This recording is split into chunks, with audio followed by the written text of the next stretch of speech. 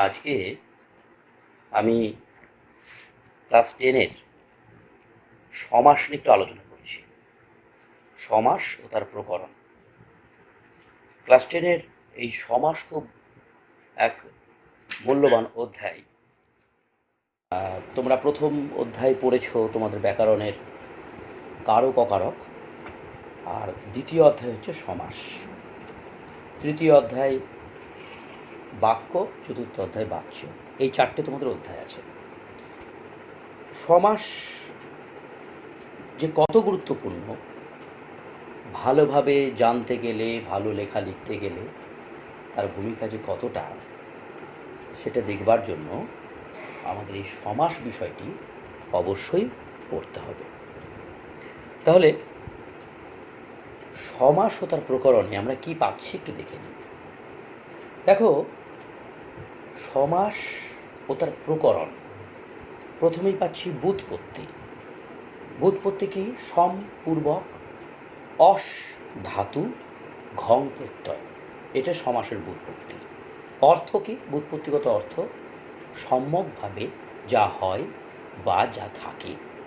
এর আবিধানিক অর্থ অর্থাৎ ডিকশনারিগত অর্থটা কি? ডিকশনারিগত অর্থটা আমাদের দেখে নিতে হবে। এটা হচ্ছে সংক্ষেপ বা সমষ্টি।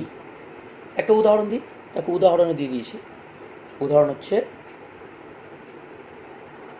এই সমাসে ধরো দিলাম যে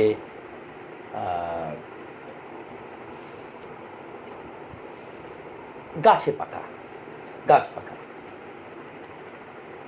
তা গাছে পাকা, গাছ পাকা, এটা একটা গাছ পাকা হচ্ছে সংক্ষিপ্ত রূপ, গাছে সেটা পেকেছে, এই জন্য এটাকে আমরা বলছি। আর একটা উদাহরণ দিচ্ছি, জীবন বিমা, জীবন সুরক্ষিত বিমা, জীবন বিমা। এখানে কি দেখো, জীবন বিমাটা হচ্ছে সংক্ষিপ্ত রূপ, মানে এটাই হচ্ছে সমষ্টি।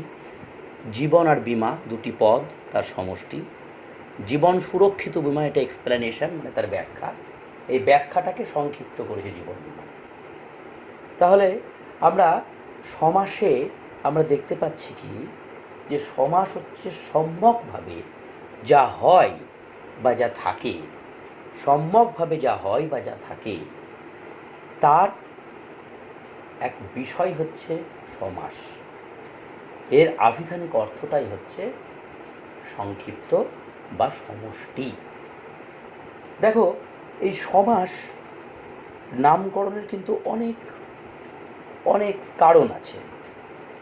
হ্যাঁ, তা সাধারণত সমাস সম্যকভাবে যা হয় বা যা থাকে এটা বোঝাতে গিয়ে সংহত বা সংকুচিতভাবে বা গুটিয়ে থাকা, এই অর্থেও কিন্তু প্রযুক্ত, এই অর্থটাও কিন্তু প্রযুক্ত এক্ষেত্রে। তাই এই যে সম্যকভাবে মানে সংকুচিতভাবে, সেটার জন্যই কিন্তু আমরা এটা বলেছি। তাহলে সংজ্ঞাটাই আমরা দেখে নিই। অর্থের দিক থেকে পরস্পরের মধ্যে সম্বন্ধ আছে এইরূপ দুই বা তার অধিক পদ মিলিত হয়ে এক পদে পরিণত হলে ব্যাকরণে সেই মিলনকে বলা হয় সমাস। এর প্রয়োজনীয়তা কি? কী কারণে আমরা সমাসটা পড়ব, সেই প্রয়োজনীয়তা আমাদের শেখা দরকার, জানা দরকার। আমি সেটাও তোমাদের সামনে উল্লেখ করছি। তার আগে আরেকবার আমি বলে দিই। দেখো, প্রয়োজনীয়তা কী পাচ্ছি? বাক্যকে শ্রুতি মধুর ও বাকযন্ত্রের সুবিধার কারণে সমাসের প্রয়োজন। বাক্যকে শ্রুতি মধুর ও বাকযন্ত্রের সুবিধার কারণে সমাসের প্রয়োজন আছে।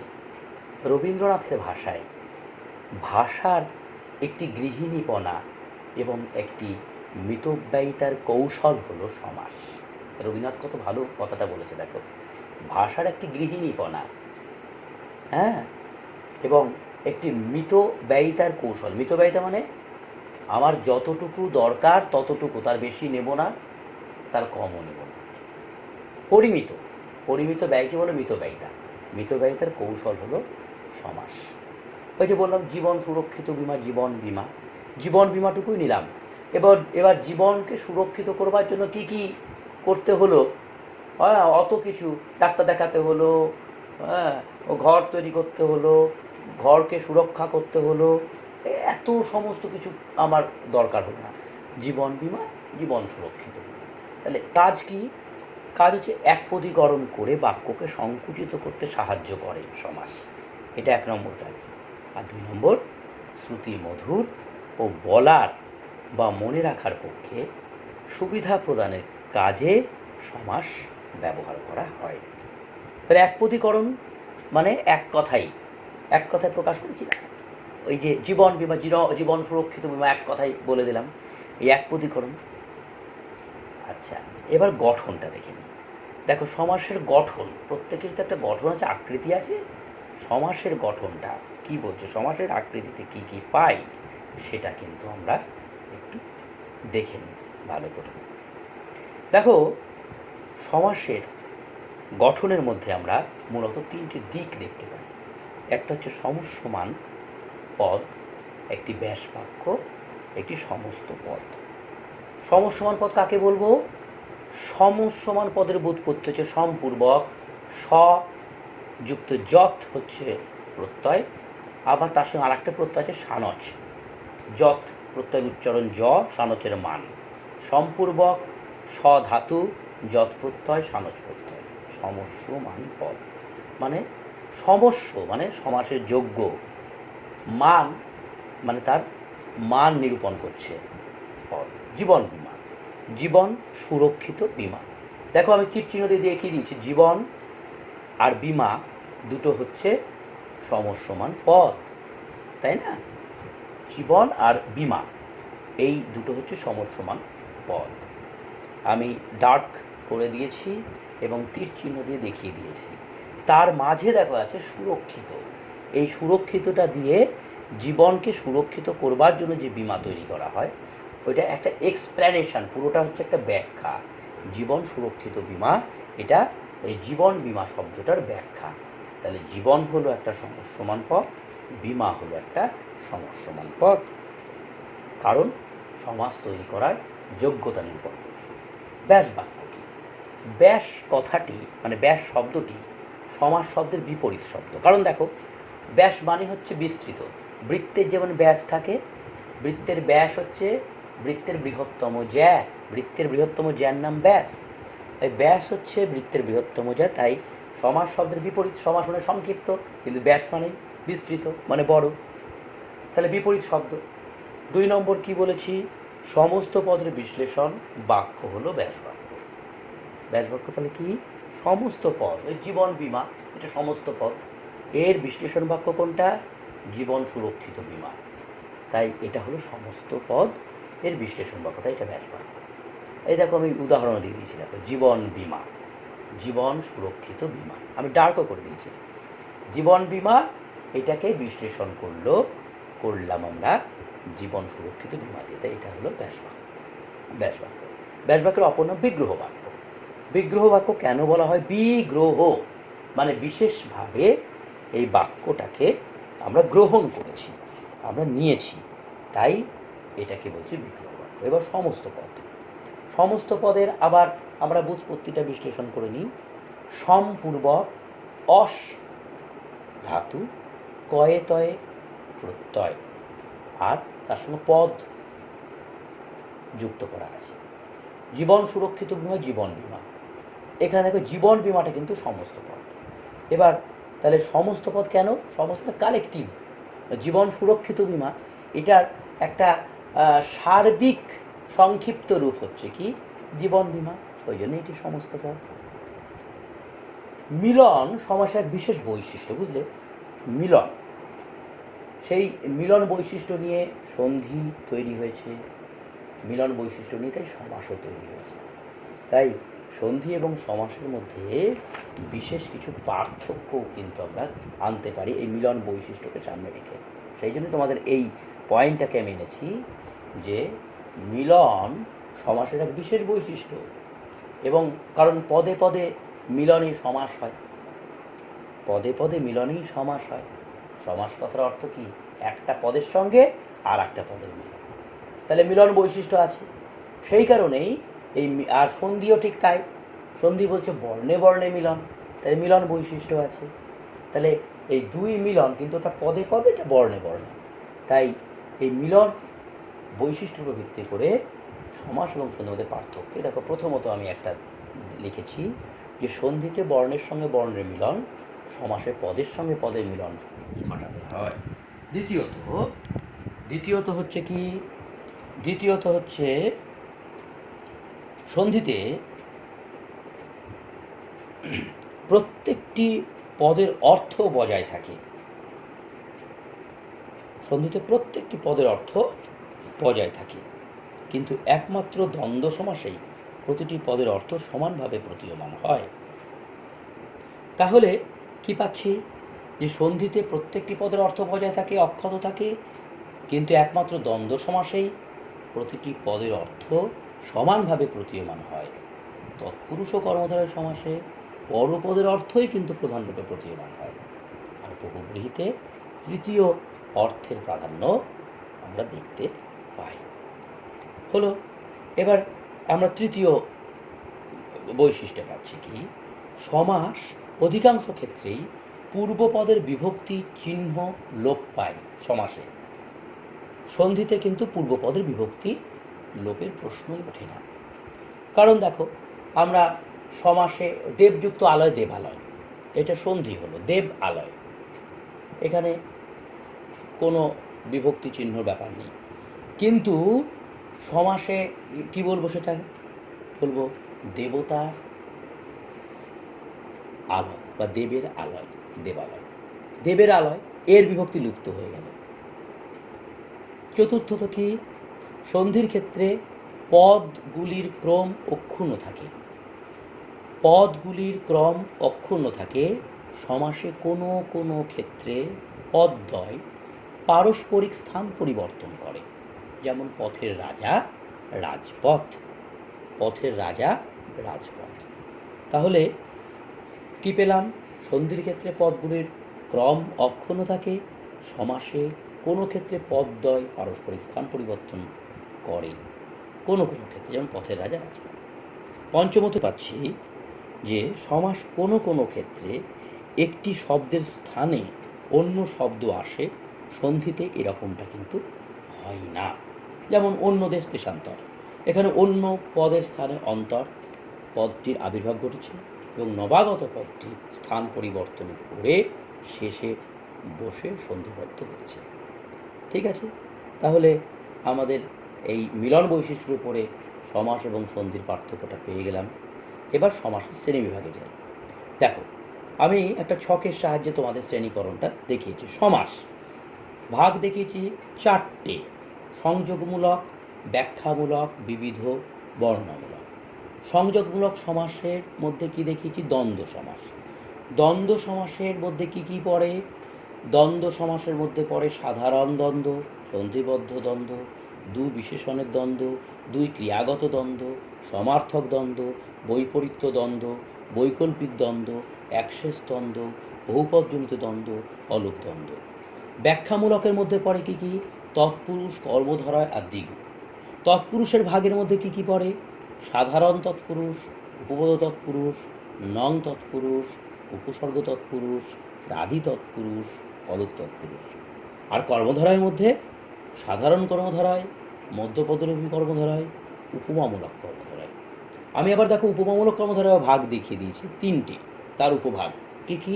উপমান, উপমিত এবং রূপক। বিবিধর মধ্যে কি কি পড়ছে? নিত্য, মিশ্র, একদেশী। বর্ণনামূলক সমাসের মধ্যে শুধুমাত্র পড়ে বহুব্রীহি। বহুব্রীহির মধ্যে তাহলে কী কী পড়ছে? বহুব্রীহির ভাগ দেখে দিয়েছি, দেখো: সমানাধিকরণ বহুব্রীহি, ব্যাধিকরণ বহুব্রীহি, ব্যতিহার বহুব্রীহি, সহার্থক বহুব্রীহি, নং বহুব্রীহি, মধ্যপদলোপী বহুব্রীহি, সংখ্যাবাচক বহুব্রীহি, অলুপ বহুব্রীহি। এতগুলি ভাগ কিন্তু সমাসের শ্রেণীবিভাগের মধ্যে আমরা পেয়ে গেছি। আজকের আমাদের পাঠ্যের আলোচনা আমরা চলে আসি দ্বন্দ্ব সমাসে। দ্বন্দ্ব সমাসে কী পাচ্ছি? দেখো, দ্বন্দ্ব, দ্বন্দ্ব কথার অর্থ কী? দ্বন্দ্ব মানে বিবাদ। বিবাদ দেখো, আমি ওই জন্য দেখো একটা তোমাদের নট ইকুয়াল টু চিহ্ন দিয়েছি। এই দ্বন্দ্বের তো দুটি অর্থ পাই, দ্বন্দ্ব মানে হচ্ছে বিবাদ, আবার মিলন। বিবাদের চিহ্ন দিয়েছি, মিলনের চিহ্ন, মিলনের চিহ্ন দিইনি, কিন্তু মিলন মানেই বুঝতে পারছো। পিতা ও মাতা, পিতা মাতা, পিতা মাতা হচ্ছে সমাস, মানে সমস্ত পদ, সেটার ব্যাখ্যা হচ্ছে মানে ব্যাসবাক্য হচ্ছে পিতা ও মাতা, তাই না? তাহলে সংজ্ঞাটায় কী পাচ্ছি? যে সমাসে প্রতিটি সমস্যমান পদের অর্থই প্রধান রূপে প্রতীয়মান হয় বা প্রধানভাবেই বোঝায় তাকেই দ্বন্দ্ব সমাস বলে। দেখো পিতা মাতায় কী পাচ্ছি? পিতার সঙ্গে মাতার দ্বন্দ্ব, আবার পিতার সঙ্গে মাতার মিলন, তাই দুটোই আছে, মানে বিবাদও আছে, মিলন আছে। সেই জন্যই তো লেখা এটা, যে সমাসে প্রতিটি সমস্যমান পদের অর্থই প্রধান রূপে প্রতীয়মান হয় বা প্রধানভাবেই বোঝায় তাকে দ্বন্দ্ব সমাস বলে। ও এবং আর বা, ও এবং আর বা এই সংযোগমূলক অব্যয় দিয়েই কিন্তু মনে রাখবে, হ্যাঁ, এই দ্বন্দ্ব সমাসের ব্যাসবাক্য নির্মাণ করা হয়। দেখো দুধ ও ভাত, দুধ ভাত, দুধ ভাত, দুধ ও ভাত, দুধ ভাত হচ্ছে কি তোমার সমস্ত পদ। তারপর সন্ধিবদ্ধ দ্বন্দ্ব, ভীম ও অর্জুন, ভীমার্জুন, সন্ধিবদ্ধ দ্বন্দ্ব, ভীম ও অর্জুন, ভীমার্জুন, ভীম যুক্ত অর্জুন, ভীমার্জুন।